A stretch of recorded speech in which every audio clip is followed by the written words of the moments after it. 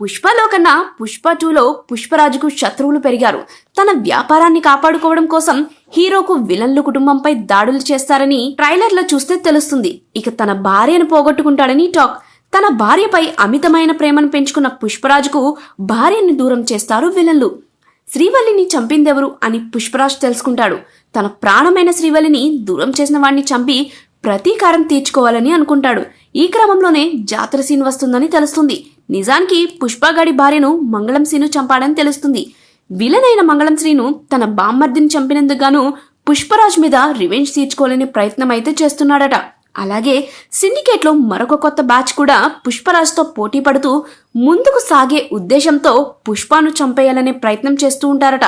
ఇక పుష్పరాజ్ భార్య శ్రీవల్లి కూడా చనిపోతుంది. మరి తనని ఎవరు చంపారు అనేది ఇప్పుడు సస్పెన్స్ గా మారబోతుంది. తన భార్యను చంపితే ఊరుకుంటాడా? ఖచ్చితంగా రివెంజ్ తీర్చుకుంటాడని అంటున్నారు.